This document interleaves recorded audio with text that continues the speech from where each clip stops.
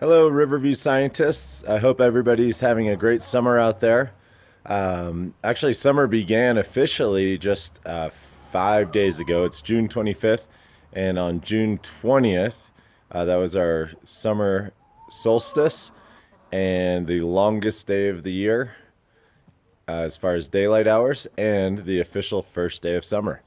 So now the days are starting to get shorter as we move towards fall. And I wanted to give you guys some updates. If you had watched some of the videos I sent out during the school year, I said I would give you updates about the garden and the chickens that we incubated from eggs. And I also wanted to tell you about a couple opportunities for science this summer. So let's take a look at the chickens.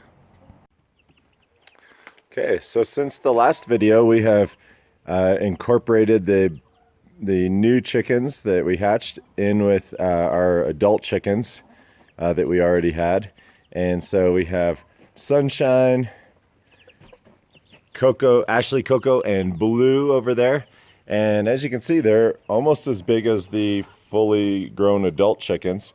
They don't quite have all the same features, the comb on their head or the wattle hanging down below their jaw. But here's two of them. In about 2 months, right about the time that school starts again, at the end of August, they will be, if they're hens, and we're still not sure, if they're hens, or the ones that are hens, will start laying eggs. And if any of them are roosters, they'll start crowing or making their rooster noises, which is pretty funny when they learn to do that. They're not very good at it in the beginning. So we'll head over to the garden today. Besides showing you what's growing in the garden, a few things aren't growing very well. We're having some problems. So the melons, which is my personal favorite, are not doing very well. I went to Native Roots, the nursery, yesterday, where I'd gotten the seeds for the watermelons and the cantaloupes, and talked to the owner, John, about what might be going wrong with our melons. And when we get to the garden, I'll show you what they look like and tell you what I learned from him. And he generously donated these starts that were planted in a greenhouse about a month ago. So rather than planting new seeds, which would not have enough time to grow, mature, and produce cantaloupes and watermelons, he gave us these starts so that we can plant these in the ground, and hopefully once school starts, we'll have some melons that'll be ripe and ready to eat. And I promised him that we'd invite him if we had enough melons to have a melon party. He would really like to come see our garden. Here we are at the garden, and we're gonna head into the greenhouse to start. The pepper plants and the tomato plants that we planted are doing well. Down at this end, we have the walls of water, and actually, this is one of our experiments to see the effect of walls of water on plant growth. And we can see this tomato plant that's growing in a wall of water compared to this one that's not. That one's probably 24 inches tall, and this one's about 8 inches tall. So that's some evidence. This one's also quite a bit taller and has flowers on it, so it's already ready to produce tomatoes. So there's some evidence that these walls of water, by holding in heat throughout the, collecting heat from the sun and then holding that heat and radiating it out at night, keeping the plant warm, helps the plant to grow. Over here we have our beds where we planted melon seeds, and I mentioned earlier that those weren't doing very well. Here's a tiny, this was planted several weeks ago, and it's just a tiny plant. This one either never came up or came up and then died. Here's probably the best one. Still very small though, probably not going to grow big enough in time to produce melons for us to eat before it gets cold in the fall. And then here we can see we planted 3 seeds, and the seeds are kind of, the stems are really weak at the bottom, and this one actually just, the top either got eaten by something or or just rotted away. And so John over at Native Roots suggested that probably the soil's too moist, and that it needs to dry out between watering. So I've had the irrigation program to come on for a short amount of time, 4 times a day, so that all the seeds can stay moist.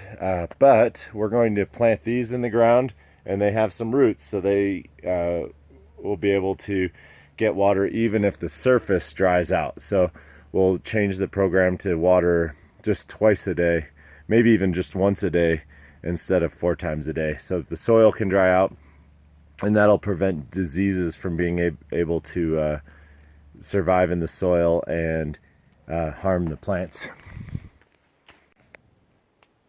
So there are the melons, the new melon plants planted in the ground. We'll give those a little water just to help the roots get started. And let's head outside. And before we go, I just wanted to say one more time a special thanks to John, the owner at Native Roots Nursery, for donating these plants to us and for giving us a big discount on all of the seeds we get there and the fertilizers and everything else we need for this garden. I was just spreading over there. That blue bag is the bag of fertilizer. I've been spreading on all the plants, around all the plants, to give them the nutrients that they need. So that's what we're putting on the plants to help them grow. And down at this end, we have baby carrots just barely starting to come up. They're these little, this is a weed here, but carrots are really slow to come up. It's those little grass looking plants there. And then we also have some beets starting to come up, a few of those, and that makes up our roots garden.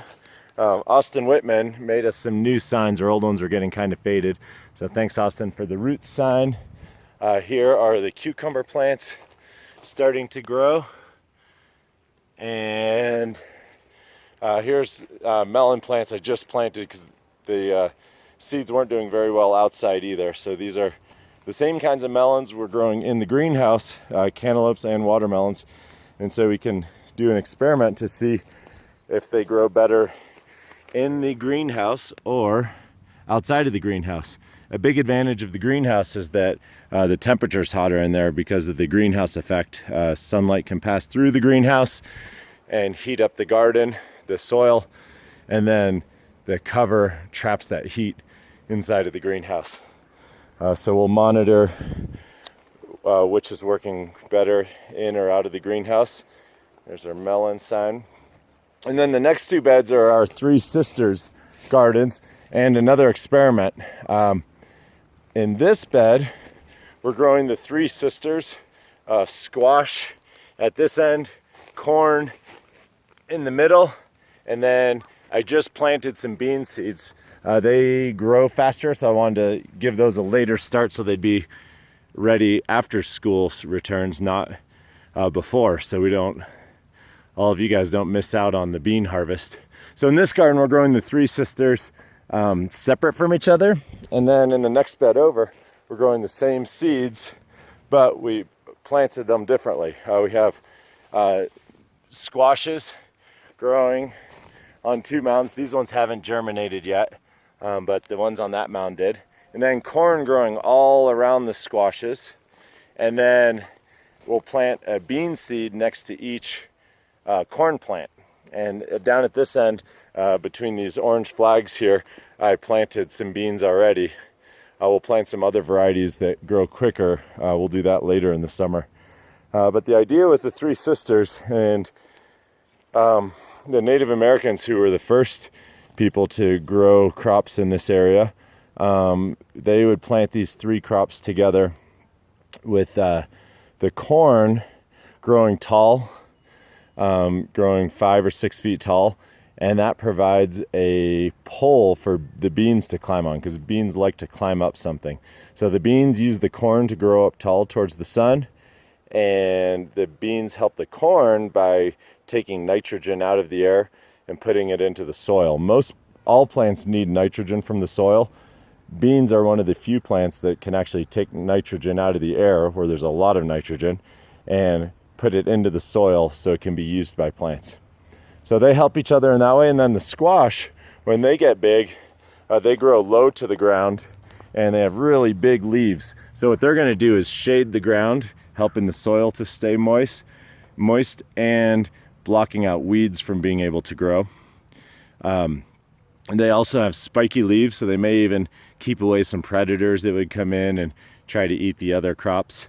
So that's how the three sisters help each other out. The corn helps the beans grow. The beans put nitrogen in the soil to help the other two sisters, and then the squash is kind of the protector, shading the ground and presenting those big spiky leaves to keep predators away. All right, in the next bed over, we have the potato bed. That could be down by the roots garden because we're gonna harvest the potatoes out of the ground. They're growing in with the roots, but they're planted here, and we can't really plant these somewhere else because every year we get as many potatoes out of the garden as we can, but there's always a lot left over even after we harvest and take them up to the cafeteria. And all those leftover potatoes grow, and it becomes really hard to grow anything else there. So I think this bed will always be the potato bed. And before we even planted anything, there's already potatoes starting to grow there. Hey, here's our outdoor tomatoes. Not growing quite as well as the tomatoes inside of the greenhouse, but doing okay.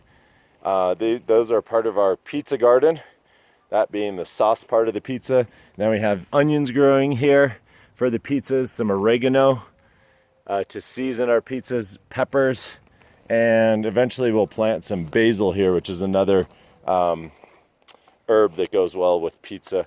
And if you remember from past years, we'll use the purslane, the weed purslane that grows all over the garden later in the summer, as our crust for our pizzas.